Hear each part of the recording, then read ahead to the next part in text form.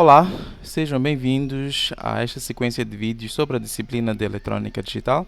Eu sou o professor Edson e estarei aqui convosco para divulgar os conhecimentos sobre esta matéria. Estamos neste momento a realizar alguns exercícios sobre o capítulo número 3, que fala das funções lógicas, portas lógicas e simplificação ou minimização de funções. Já vimos alguns exercícios sobre as funções lógicas e portas lógicas.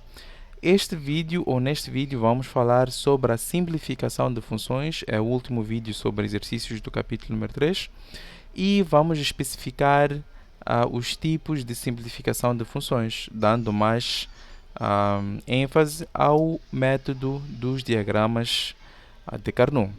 Então, como nós já sabemos, ou como já deve ser do vosso conhecimento, existem vários métodos que nós podemos usar para simplificar funções lógicas. Dentre eles são os métodos algébricos, que usamos os postulados ou teoremas da álgebra de Boole para obter a função simplificada, os diagramas de Carnot e os métodos gráficos, que não vamos especificar aqui neste vídeo.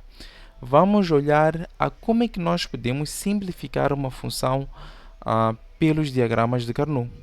Para isso, vamos começar colocando aqui uma função lógica representada a partir de uma tabela da verdade. Vamos supor, por exemplo, que temos aqui uma função dependente das variáveis a, b, c e d, e esta função vamos chamar de função g.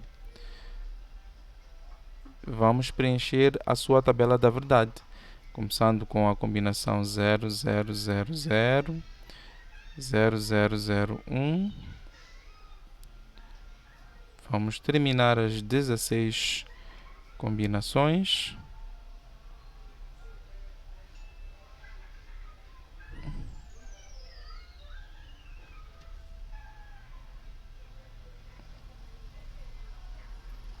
Já temos aqui 8 combinações.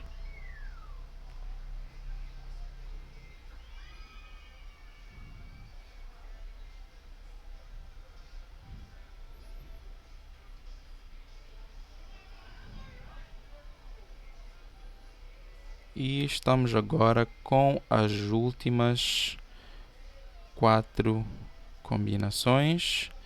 Temos aqui a nossa tabela da verdade com as 16 combinações para a nossa função g. Então, vamos colocar ou supor que esta função exista em 8 posições.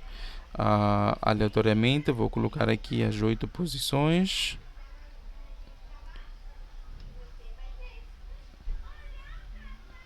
Temos aqui 1, 2, 3, 4, 5, 6, 7 e 8.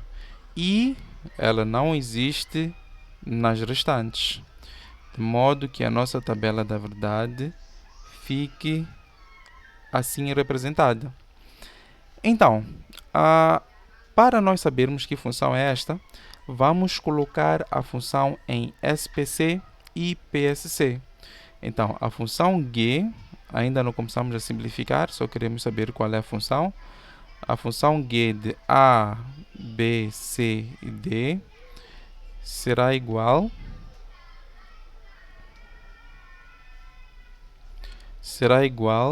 ao somatório dos minitermos. Vamos procurar aqui 1, 3, 4, 5, 8, 9, 13 e 14. Temos aqui os nossos 8 minitermos da função. E esta função também pode ser igual à função g de A, B, C e D. Pode ser igual a produto dos maxitermos 0, 2, 6, 7, 10, 11, 12 e 15. Então, temos aqui a função representada na forma de soma de produtos canônicos ou produto de somas canônicas. Então, o que nós queremos neste momento é aplicar o diagrama de Carnot para poder simplificar esta função. Porque como nós podemos ver, esta função tem 8 termos produto em SPC e 8 termos soma em PSC. Então, esta função não está simplificada. Pretendemos simplificar. Como é uma função que tem 4 variáveis, o seu mapa de Carnot vai ter 16 células. Ou seja, existe uma correspondência em relação ao número de células do mapa de Carnot e o número de linhas ou combinações que a tabela da verdade apresenta. Então, se temos uma tabela da verdade ou uma função com 4 variáveis, então teremos um mapa com 16.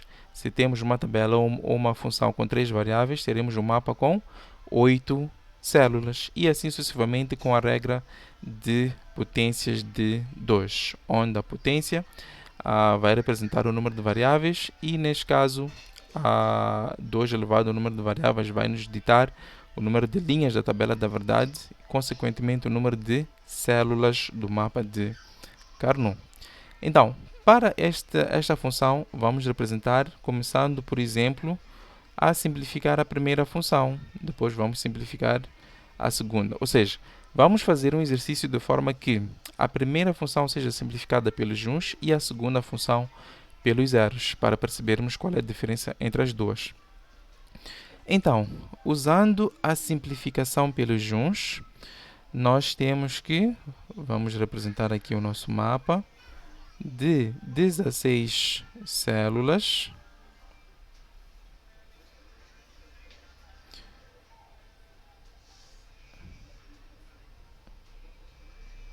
sabemos que as linhas vão ser representadas pela combinação da AB e as colunas por CD. Depois, representamos o que cada linha representa em relação à combinação de AB, sabendo que estas linhas são adjacentes, daí só um bit varia de uma linha para outra. O mesmo acontece para as colunas CD, 00, 01, 10 e 11. Então, vamos agora preencher o nosso mapa de Carnot de acordo com a nossa tabela da verdade ou de acordo com as nossas funções que temos aqui representadas. A forma de preenchimento é a mesma. O que vai acontecer? Nós devemos olhar o que é que cada célula representa. Vamos começar por olhar a tabela da verdade. Nós sabemos que na combinação 0, 0, 0, 0, a função é 0. Então, temos que procurar na nossa tabela ou no nosso diagrama de Carnot onde é que está 0, 0, 0, 0. 0, 0 para B, 0, 0 para CD. Consequentemente, temos aqui a primeira célula que deve ser representada pela combinação 0 de G. E vamos fazer assim para todas as linhas e coluna, ou melhor, para todas as células. Contudo, para quem é mais já experiente e já conhece os mapas, vai saber que esta primeira célula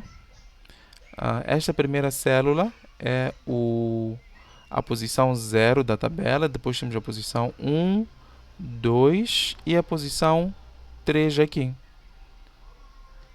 Estamos com algumas dificuldades com a máquina, mas creio que já está melhor assim. Depois temos a posição 4, 5, 6, 7, 8, 9, 10, 11, 12, 13, 14 e 15. Assim, quem já souber ou quem já estiver habituado a trabalhar com os mapas de Carnot vai saber que temos assim a disposição das combinações da nossa tabela. E, sabendo isso, já nos é mais fácil preencher o nosso mapa se estivermos a preencher pela função, onde só vamos buscar os minitermos e colocar aqui onde eles existem, ou maxitermos, colocar aqui onde eles existem, ou pela tabela da verdade. Ou seja, estamos na posição número 1, então a função existe, ou seja, é o minitermo 1, que é este aqui. Depois, minitermo 3, também temos. Minitermo 2 é 0, pela nossa tabela e também pela nossa função. Podemos olhar a função aqui ou a função aqui, como temos o maxitermo 2, ela é 0 aqui.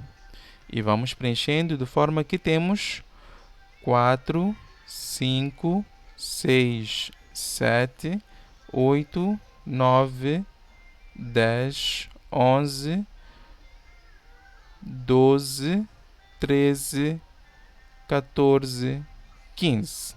Então, temos assim a nossa tabela, ou melhor, o nosso diagrama de Carnot, que está representado desta forma. Deixa só levar uma caneta de cor diferente para nós percebermos melhor como é que é feito os agrupamentos.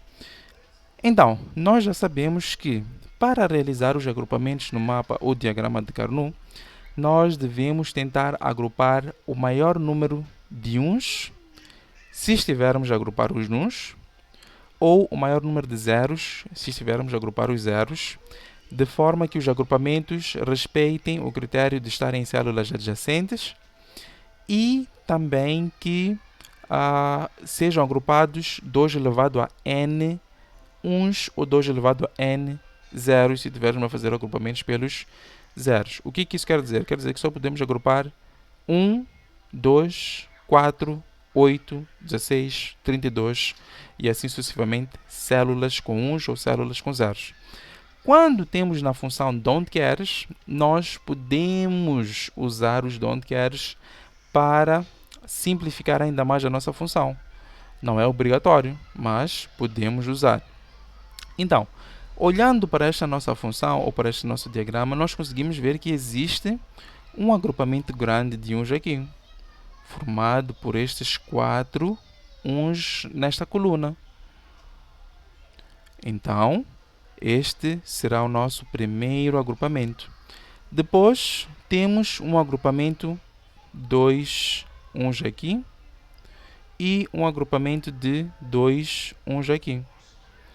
Ficamos com, até agora, 3 agrupamentos. Para além disso, temos um aqui embaixo, que pode ser agrupado com este, e um sozinho aqui. Este 1, infelizmente, não tem nenhum 1 adjacente a ele. Daí, vai formar um agrupamento sozinho. Agora, já feito os agrupamentos, vamos começar a indicar quais são os termos que são criados a partir desses agrupamentos. Vamos começar pelo primeiro. Este primeiro agrupamento aqui, que é o mais pequeno, e vai gerar o termo correspondente a esta célula aqui, que é, neste caso, o mini termo, só por correção, esta é a coluna 1, 0 e aqui 1, 1. Devemos ter mais atenção. Então, para corrigir, esta é a coluna 1, 0, daí o mini termo 14, e aqui temos 1, 1, daí o mini termo 15. Então, este mini termo 14 é representado por A, B, C, D, porque estamos perante a SPC, ou seja, estamos a buscar o mini termo. Representamos aqui todas as variáveis desta célula e agora vamos ver quais é que estão negadas e quais é que não estão negadas. Como é que nós vemos quais é que estão negadas e quais é que não estão negadas? Olhando a qual é o valor de cada uma daquelas literais nesta célula. Sabemos que o A é 1, o B é 1, o C é 1. Daí eles não são negados ou não estão na posição negada. Contudo, o D é 0. Então, para esta célula, o nosso D é negado. Vamos agora para o maior agrupamento, que é este agrupamento dos 4 uns aqui. Vamos obter a mesma coisa, colocamos A, B, C, D. Para este agrupamento, nós focamos nesta célula. Esta célula é A, B negado, C negado D. C negado D. E devemos ver qual é ou quais são as variáveis que mudam naquele agrupamento. Nós sabemos que como temos um agrupamento na vertical, CD mantém. Por quê? Porque não existe nenhuma alteração entre CD na vertical. Contudo, A e B mudam entre 1 e 0. Então, estes dois literais saem do nosso agrupamento, criando o termo C negado D, que é formado pelo agrupamento deste senhor maior aqui. Vamos continuar e levar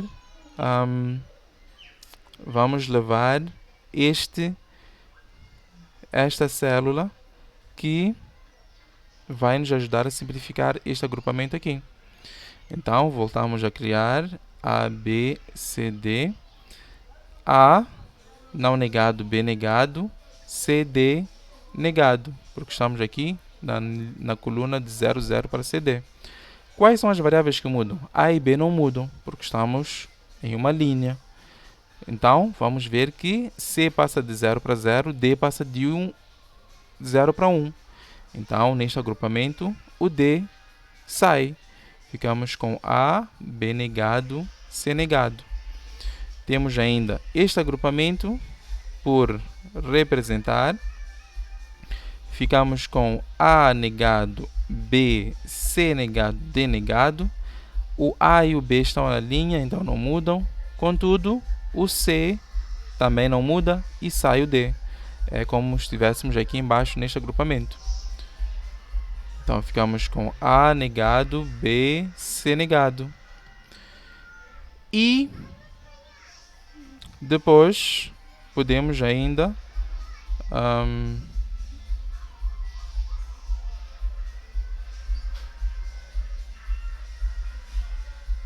temos um pequeno problema aqui. O A neste agrupamento não é negado. Na passagem deste para este ficou negado. Isto não existe, porque aqui, como podem ver, temos o A não negado.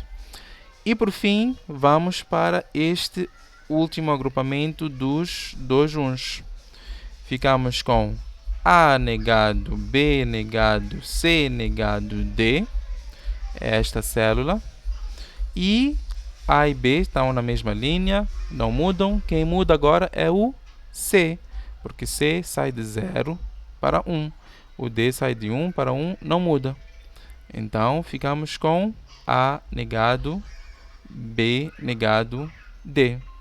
A nossa função agora será dada por G de A, B, C, D igual ao somatório destes termos A, B, C, D negado mais C negado D mais A, B negado, C negado.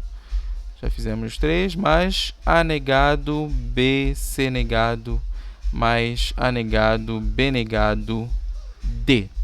Então, ficamos assim com uma expressão com 1, 2, 3, 4, 5 termos mais simplificados que a função original, que tinha, neste caso, 8 termos produto relacionados pelo operador soma. Então, porque estávamos a fazer o agrupamento pelos uns, nós obtivemos termos produto. Vamos agora ver o que acontece quando nós simplificamos a mesma função, só que agora considerando que estamos a simplificar pelos zeros, para percebermos a diferença destas situações. A nossa tabela, o nosso mapa ainda é o mesmo. Aqui 0, 0, 0, 1, 1, 1, 1, 0, 0, 0, 0, 1, 1, 1, 1, 0. E temos 0, 1, 1, 0, 1, 1, 0, 0, 0, 1, 0, 1, 1, 1, 0, 0.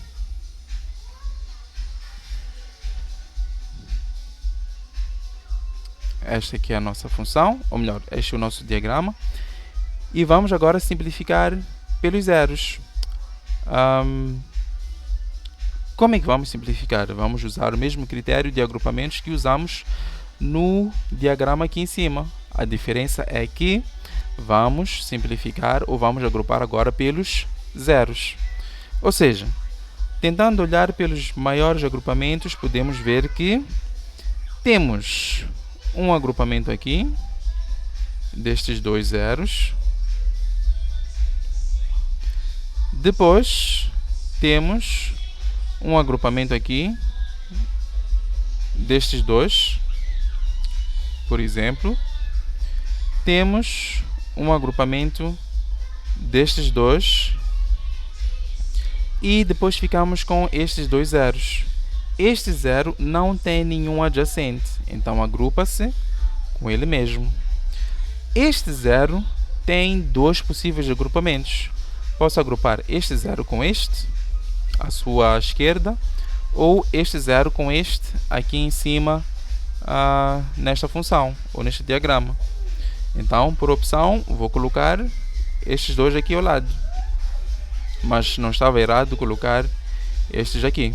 Só que muito importante, este zero a ser agrupado com este não forma o mesmo agrupamento que estes dois aqui. Deve ser acautelado isso, porque ficamos com 3 zeros em vez de potências de 2.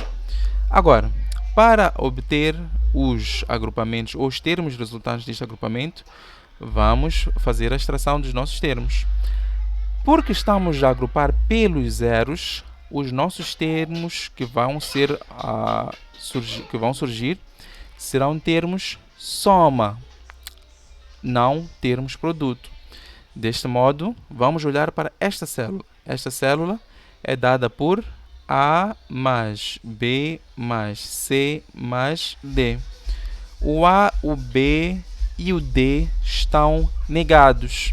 Quer dizer que, porque estamos a fazer o agrupamento pelos zeros, a sua representação não é negada nos literais. O C é 1, então ele é negado no nosso termo.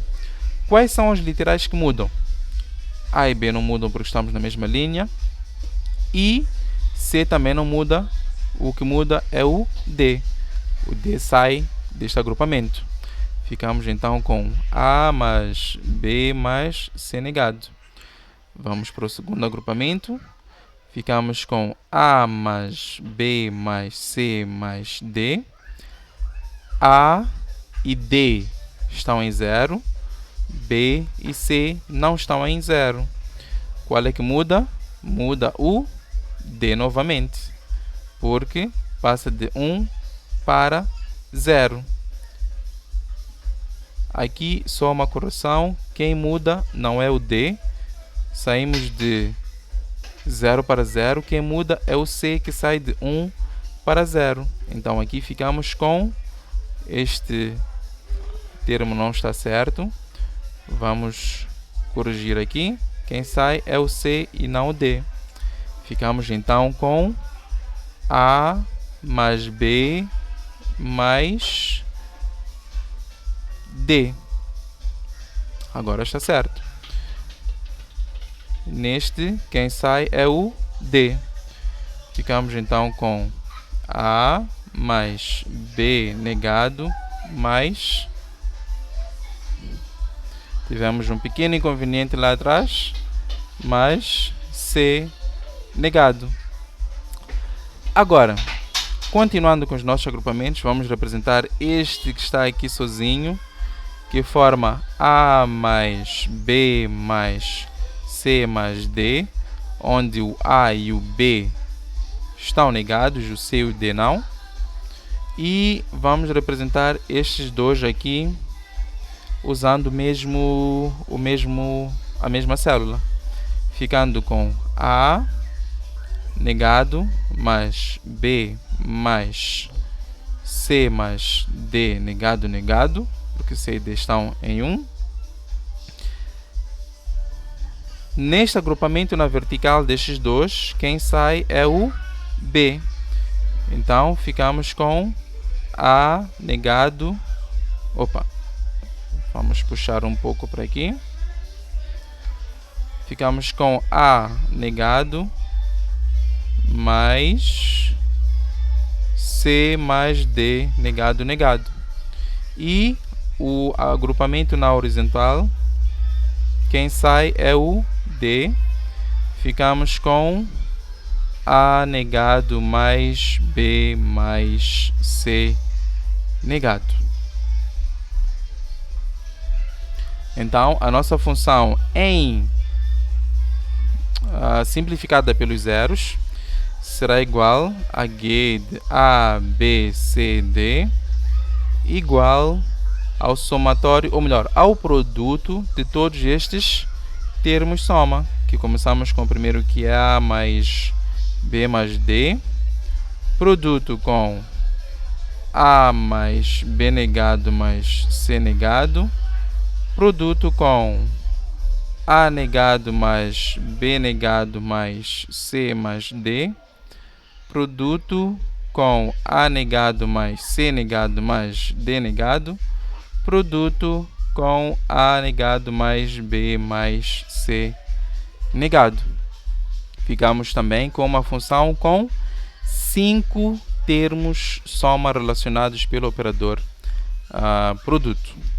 Então, basicamente, este é o exercício que gostaria de partilhar para fundamentarmos melhor a simplificação de funções. Dizer que estas funções podem também ser simplificadas pelo método algébrico, só que temos alguns inconvenientes. E, basicamente, é um método mais simples, só que tem alguns inconvenientes de termos que conhecer muito bem a álgebra de Boole, porque, caso contrário, não vamos conseguir simplificar. Para este vídeo vamos terminar por aqui, espero que tenham gostado. Não se esqueçam de curtir o vídeo, subscrever ou inscrever-se no canal para dar-nos mais motivação em criar este tipo de conteúdos e outros conteúdos não só de eletrônica digital. E também podem partilhar este conteúdo com outras pessoas que gostariam de aprender a disciplina de eletrônica digital. Espero-vos no próximo vídeo e até lá!